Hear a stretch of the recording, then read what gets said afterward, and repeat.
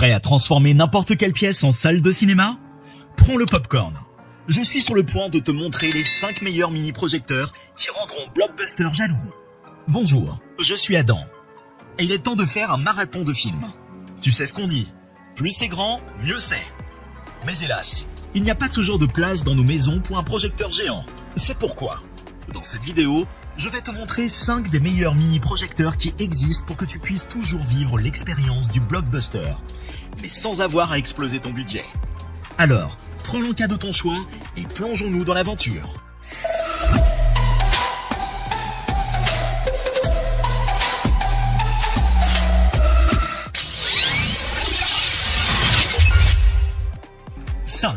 XGIMI Elfin Mini Projecteur.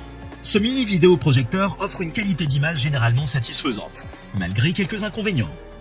La qualité d'image est très bonne, mais elle manque de luminosité dans les scènes sombres, ce qui peut poser un problème dans les films d'horreur. Néanmoins, l'image reste nette et claire. Cependant, lorsque le projecteur est connecté à un ordinateur, la qualité d'image semble moins bonne, avec des couleurs moins vives. Ceci pourrait être dû à l'ordinateur plutôt qu'au vidéoprojecteur, car la qualité de l'image est excellente lors de la lecture de vidéos via Android TV. La fonction de correction de la distorsion trapézoïdale fonctionne très bien, permettant une image centrée, quelle que soit la position du vidéoprojecteur. Cependant, cette fonction présente un inconvénient majeur. Elle n'est pas compatible avec la 3D. Pour utiliser la 3D, il faut positionner parfaitement le vidéoprojecteur sans avoir besoin de la fonction de correction. Cela peut être problématique pour certains utilisateurs. Concernant le son, il est correct, mais il est préférable d'utiliser une barre de son ou un casque pour une meilleure expérience audio lors des scènes d'action. Le bruit du vidéoprojecteur est très faible, sauf en mode performance où il est généralement plus audible. L'utilisation du vidéoprojecteur avec un ordinateur via HDMI fonctionne très bien, mais nécessite un compte Google. Un problème rencontré est que le vidéoprojecteur peut interrompre la lecture d'un film sur l'ordinateur pour demander le mot de passe du compte Google, même si l'Android TV n'est pas utilisé. Une fois connecté, cela ne se produit plus. Le vidéoprojecteur est compact et léger, pouvant être facilement fixé sur un trépied de caméra. Toutefois, il convient de noter que le bloc d'alimentation chauffe beaucoup, ce qui peut soulever des préoccupations sur la durabilité à long terme. 4. XGIMI Halo Plus. Le Halo Plus justifie son prix d'achat, qui inclut un support de vidéoprojecteur réglable et un angle en taille. Le vidéoprojecteur est stable sur ce support, bien que le socle soit assez lourd. Cependant, la partie permettant d'ajuster l'angle pourrait être plus rigide étant donné le poids du Halo Plus. Le son produit par le Halo Plus offre de bonnes basses et des aigus distincts. Bien que le rendu sonore global ne soit pas forcément fidèle, il demeure agréable à l'écoute. Les 900 ANSI Lumens sont disponibles uniquement lorsqu'il est branché sur secteur.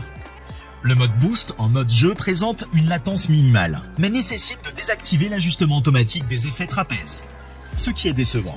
Le vidéoprojecteur offre une résolution Full HD native et une image nette. L'autofocus peut être facilement ajusté avec la télécommande. Cependant, le zoom optique est limité, nécessitant un recul d'environ 2 à 2,5 mètres pour obtenir une image plein écran 16/9 sur un écran de projection de 80 pouces.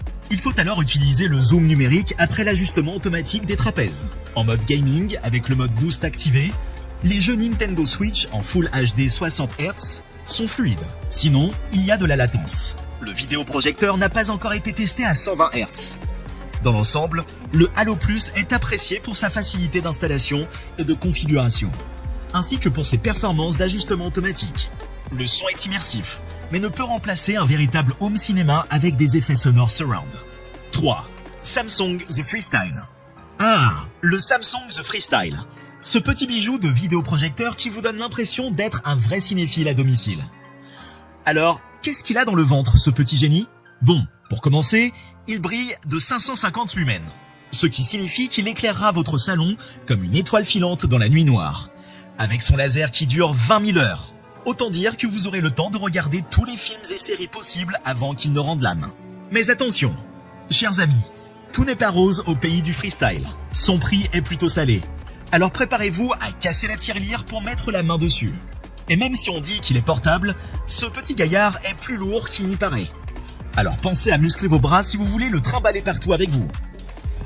En résumé, Le Samsung The Freestyle est l'ami idéal des cinéphiles qui veulent transformer leur salon en salle obscure, à condition d'y mettre le prix.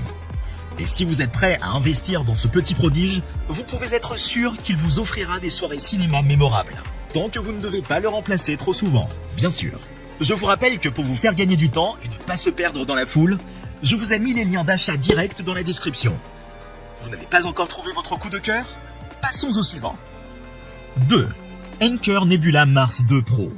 J'ai acheté ce vidéoprojecteur pour remplacer ma vieille télé et diffuser des vidéos Netflix et via une clé USB. Il est assez léger, bien construit et semble solide. Plastique robuste et caoutchouc. La poignée de transport est astucieuse et très utile. L'image est lumineuse, mais plus il fait sombre, mieux c'est. En journée, l'image est visible mais pâle, surtout dans les scènes sombres. Par contre, dans l'obscurité, l'image est excellente sur écran enroulable, avec une bonne fluidité, même dans les scènes rapides. L'autofocus fonctionne bien, mais la correction automatique du trapèze ne marche pas chez moi. Je dois le faire manuellement. Heureusement, ce n'est pas trop compliqué. Par contre, le service après-vente se trouve à Hong Kong, et il est exclusivement en anglais. Donc, on est un peu livré à soi-même. Le son est excellent. Il peut même servir d'enceinte Bluetooth. Mais il sort de l'appareil qui est à côté de vous. Pour un son venant de l'écran, il faut des enceintes ou une barre de son séparée. Le bruit de la ventilation est discret et facilement oublié. Pas de télé avec Molotov ou autre, car la version d'Android intégrée est limitée. J'ai acheté une Fire TV Stick d'occasion, 25 € et sans Alexa, qui s'alimente directement sur le projecteur sans prise de courant. Et Molotov fonctionne parfaitement. Le catalogue d'applications est également plus étoffé sur Fire TV Stick. Connectique, ok. HDMI, USB 2 et mini jack et Bluetooth. Ça bascule automatiquement sur la source HDMI lorsqu'elle est connectée ou propose d'ouvrir la clé USB ou le disque externe à l'insertion. Aucune difficulté, même pour un débutant. L'autonomie est correcte, 3 heures de vidéo et 12 heures d'audio, mais je l'utilise toujours branché. La télécommande est basique et non rétroéclairée, mais pratique grâce à sa simplicité. Pour la fixation sur un trépied, j'ai dû bricoler une plaque en plastique rigide car le pas de vis de fixation n'est pas plat.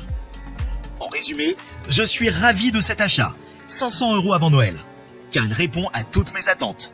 Qualité de fabrication, excellent rendu d'image et de son, portabilité, facilité d'utilisation et une image de 2,50 mètres de diagonale.